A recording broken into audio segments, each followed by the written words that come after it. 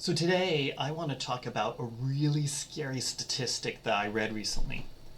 The statistic said that 72% of CFOs don't trust their CMOs to do their job. Think about that. 72% of CFOs don't trust CMOs to do their job. It's interesting now.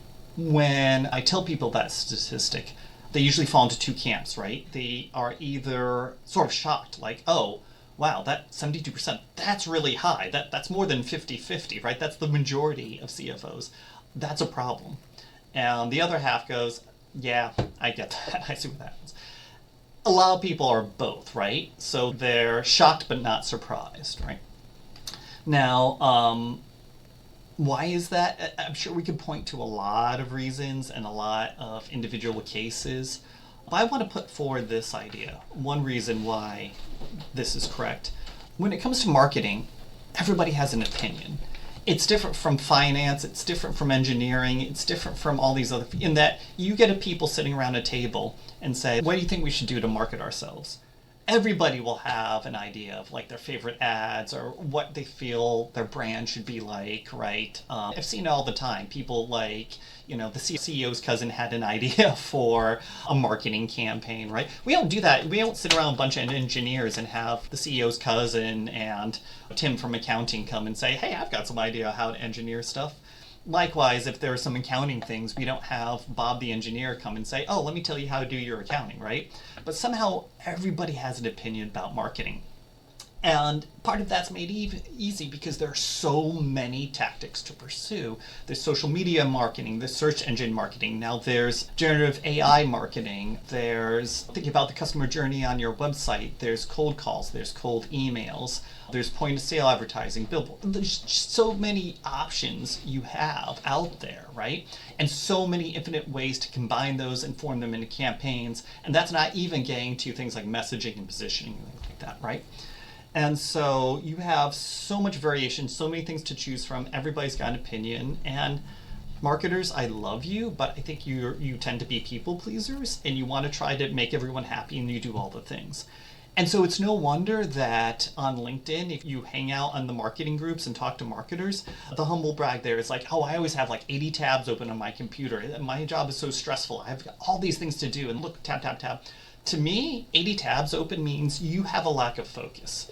You're either using too many tools or you're checking on too many things, you've got too many ideas going, and you need to just execute on some stuff and close the damn tabs. But that's only a symptom, I think. These are all symptoms of the underlying thing, which is that there's too much that marketing can do, and so it tries to do it all. But there are only probably very specific things it should do given a company and its context, right?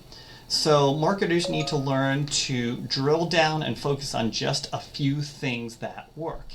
If they did that, then they can be confident that over time they'll be doing the things that CFOs care about, like generating leads, increasing revenue, and things like that, right?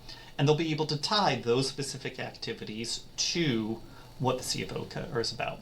Now, a lot of people say that the way to get at that is with data. Show the data, do a bunch of experiments, and show the data that shows that these touches are what lead to this revenue. And that's not bad. I'm never going to be down on data. Collecting data and looking at it and analyzing it is great. But here's the thing. Most companies don't have a huge budget for their marketing that they can try a whole bunch of experiments in a really sustained and professional way and just kind of choose what works. They have to be a little bit more selective in what they try, right? Remember, too much marketing is what the problem was to begin with. So they have to narrow it down to a few really educated guesses. So that's where you get away from doing data and use a more qualitative method. So I always suggest just talk to your best customers.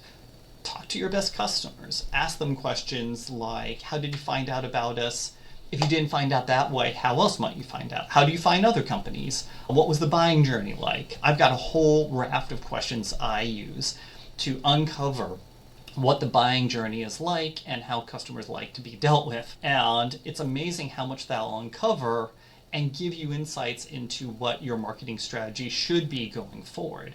So it's a great way to take this huge field of possibility in marketing and quickly narrow it down to just a few things to try.